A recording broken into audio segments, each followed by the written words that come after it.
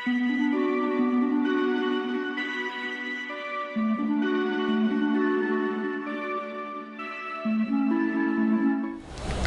friends, welcome to Pebbles.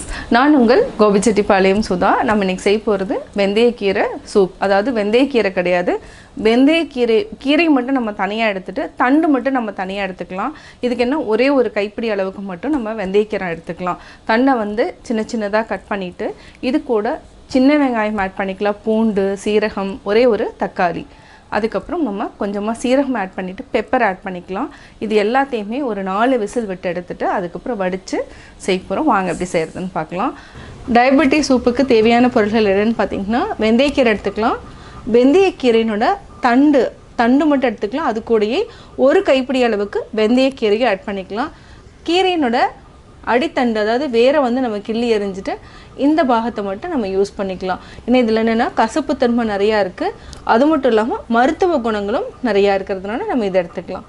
இதுக்கு தேவையான பொருட்கள் என்னென்னா, சீரகம் 1 டீஸ்பூன், சின்ன வெங்காயம் 4 எடுத்துக்கலாம், 3 பல் பூண்டு, இதுக்கு வந்து 2 டீஸ்பூன் அளவுக்கு நம்ம பாசிப்பருப்பு ஊற வச்சுருக்கிறோம், ஒரு தக்காளி அல்லது அரை தக்காளி.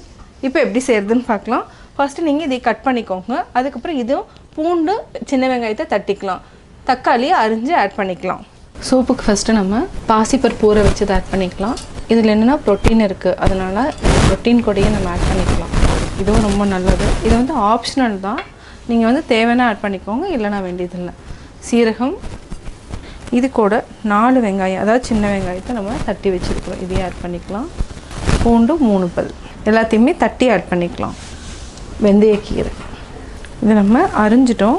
நீங்கள் அரிஞ்சிட்டு அந்த தண்டை வந்து ஒரு தட்டிடுங்க. அப்போ என்னென்னா கொஞ்சம் எசன்ஸ் வந்து நிறைய இறங்கிடும். இந்த மாதிரி ஒரு தட்டிடுங்க. இப்போ நம்ம தக்காளியை கட் பண்ணி ஆட் பண்ணிக்கலாம். இது கூடவே நம்ம 1 லிட்டர் தண்ணியை ஆட் பண்ணிக்கலாம். லாஸ்ட்டில் வந்து நம்ம பெப்பர் ஆட் பண்ணிக்கலாம். தேவையான அளவு உப்பு ஆட் பண்ணிக்கலாம். கேஸ் ஆன் பண்ணிவிட்டு 3 விசில் விட்டு எடுத்துக்கலாம். இது கூட நம்ம 1 சிட்டிகை அளவுக்கு மஞ்சள் தூள் ஆட் பண்ணிக்கலாம். மூடி வச்சுக்கலாம். 3 அல்லது 4 விசில் விட்டு எடுத்துக்கலாம். சூப்புக்கு நம்ம 3 விசில் விட்டு எடுத்துட்டோம். பார்த்திங்கன்னா நல்லா வெந்துடுச்சு. இதை வந்து நம்ம வடிச்சுக்கலாம். நல்லா மசிச்சு மட்டும் விட்டுக்கோங்க, இந்த சத்து எல்லாமே நம்மளுக்கு கிடைச்சிடும். இதுக்கு உப்பு பத்தலைன்னா கொஞ்சம் ஆட் பண்ணிக்கலாம். நம்ம எடுத்துட்டோம். இதுக்கு தேவையானது பெப்பர் பவுடர் ஆட் பண்ணிக்கலாம்.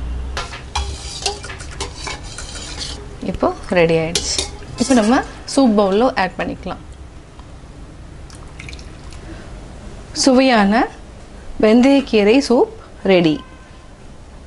வெந்தயக்கீரை சூப் எப்படி செஞ்சேங்கிறத பார்த்தீங்க. இது வந்து டயபெட்டிஸ் இருக்கிறவங்க வந்து வாரத்துக்கு 2 முறை கட்டாயம் எடுங்க. இது வந்து என்னென்னா கண்ட்ரோல் பண்ணக்கூடிய தன்மை வந்து இந்த தண்டுக்கு இருக்குது, வெந்தயக்கீரையினோட தண்டுக்கு இருக்குது.